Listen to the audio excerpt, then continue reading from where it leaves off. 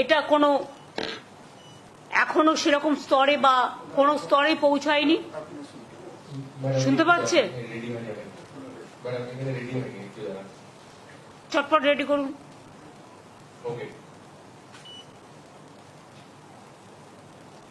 Ready? শোনা যাচ্ছে? Pandemic, আমরা সরি প্যান্ডামিক তো এন্ডামিক হয়ে গেছে, সেটা নয়। আমরা কোভিড শুনলে ভয় পাই, কিন্তু যাই হোক, কোভিড এখনো বাংলায় প্রাইভেটে কে কি করছে আমরা জানি না, তার দায়িত্ব তো আমাদের নয়, তাদের পেশেন্ট দিতে হয়। আমাদের সরকারিভাবে যে রিপোর্ট আমাদের কাছে আছে, তথ্য আছে, আমরা প্রত্যেককে ইম্পর্টেন্ট যারা জড়িত, পঞ্চায়েত থেকে শুরু করে, আরবান থেকে শুরু করে, মিউনিসিপ্যালিটি থেকে শুরু করে, ডিএমই থেকে শুরু করে, ডিএইচএস থেকে শুরু করে, বিশেষ করে এই ডিজিজের ব্যাপারে যোগীরাজ থেকে শুরু করে, আমাদের health department, MSME department, police department, সকলে, চিফ সেক্রেটারি, হোম সেক্রেটারি, আমরা সকলকে নিয়ে কলকাতা কর্পোরেশন থেকে শুরু করে পঞ্চায়েত, রুরাল, সব ডিপার্টমেন্টকে ডেকে মিটিং করে আমরা প্রস্তুতিটা সেরে রাখলাম। ফার্দার যদি হয়, আমরা আশা করছি ওই প্যান্ডামিক আর হবে না, কারণ WHO অলরেডি বলে দিয়েছে it is not pandemic, it is endemic, এরকম কিছু একটা শুনেছি। I may not be correct, please cross check. কিন্তু আমরা যেটা মনে করি যে সতর্ক আমাদের থাকতে হবে, কোনো প্যানিকই ক্রিয়েট করা নয়। যদি বাই চান্স সেরকম কিছু হয়, আমাদের প্রস্তুতি তৈরি থাকবে, এটা নিয়ে ভয় পাওয়ার কোনো কারণ নেই। কিছু কিছু ক্ষেত্রে যাদের কোমরবিডিটিস আছে, যাদের লাংসের প্রবলেম আছে, চেস্টের প্রবলেম আছে, হার্টের প্রবলেম আছে, বা অন্যান্য নানা রকম প্রবলেম থাকতে পারে, এবং sometimes ageing is also the factor. সর্দি কাশি হলেও আমরা ভাবি, সর্দি কাশি হলেও একটা বুকে কফ জমে থাকলে শ্বাসকষ্ট হয়, যার জন্য নেবুলাইজার করা হয়, করে ওটাকে ক্লিয়ার করা হয়। তারা ডাক্তার দেখান, ট্রিটমেন্ট করুন।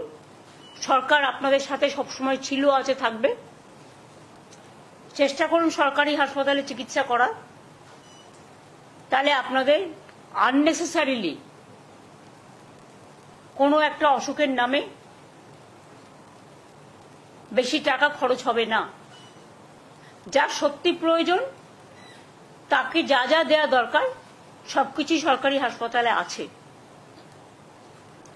এবং এখন অ্যান্টি কোভিডও ভ্যাকসিন বেরিয়ে গেছে, ভ্যাকসিন সবাই নিয়েছে। সুতরাং আমরা নিজেদের ইন্টারেস্টেই নিজেরা মিটিংটা করলাম, যাতে ফার্দার যদি কখনো সেরকম পরিস্থিতি হয়, তখন আমরা যেন প্রস্তুতিটা রেখে দিতে পারি, যাতে কোনো অসুবিধে লোকের না হয়। কিন্তু এখনই আমরা এ ব্যাপারে কোনো সিদ্ধান্ত নিচ্ছি না, তার কারণ সেই সিচুয়েশন তৈরি এখনো হয়নি।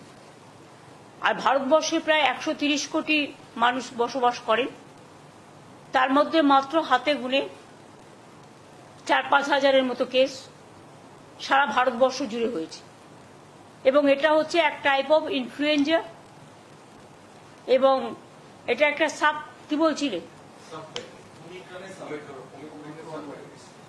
Omicron virus. এটা আমি যোগীকে বলবো একটু এক্সপ্লেন করে দিতে 2 মিনিট, সুতরাং সবাই ভয় পাবে না।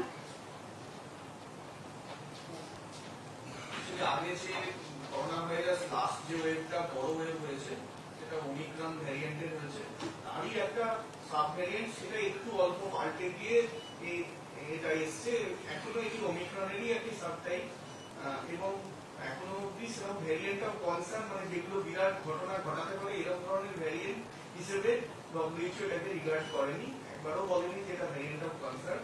তো সাধারণ সর্দি কাশি জ্বরের মতোই এটি হবে, এবং দ্রুত ছড়িয়ে দ্রুত এই ওয়েভটা চলে যাওয়ারই আমরা এক্সপেকটেশন রাখছি। তবুও ম্যাডাম যেরকম বলছেন সেরকম ভাবে আমাদের তৈরি থাকার ব্যবস্থা করতে হবে।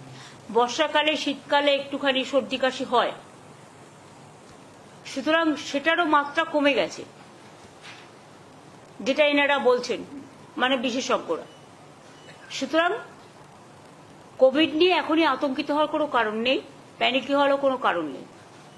স্বাভাবিক অবস্থায় বজায় থাকবে, তবে সতর্কতা অবলম্বন করার জন্য যার যেটুকু করার সেটা তাদের নিজেদের মধ্যেই রাখবে, এইটুকু আর কি। এটা নিয়ে আজকে মিটিং ছিল। এই পর্যন্ত।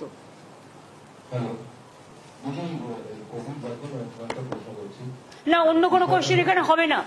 এটা অফিসাররা প্রত্যেকে আছে, অনলি এটা Covid related meeting, nothing else.